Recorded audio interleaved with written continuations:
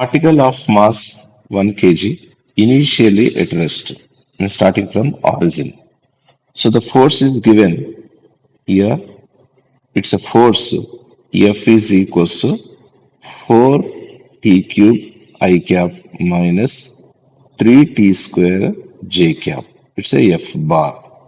Means MA bar is equals to 4 t cube I cap minus 3 t square j cap. So A bar is equals to M value is given. Its mass is 1 kg. This is the mass. Okay. So it's what 1 kg means what 4 t cube I cap minus 3 t square j cap. Acceleration A means it's a dv by dt. So dv by dt is equals to 4 t cube I cap minus 3 t square j cap.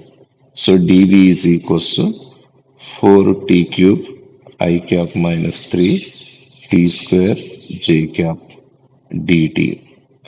Limits from this is for taking integration.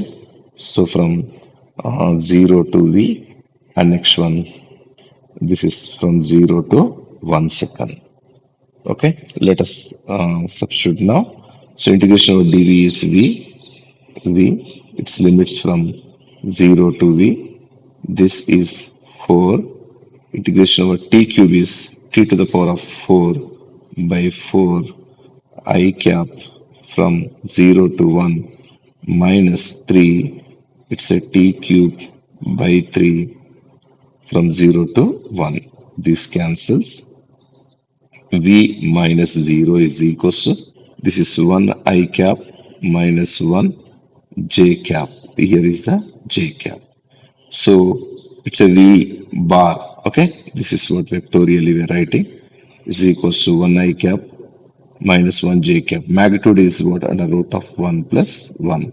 This is root 2. So the answer is root alpha velocity. Root alpha means alpha is equals to 2 is the answer.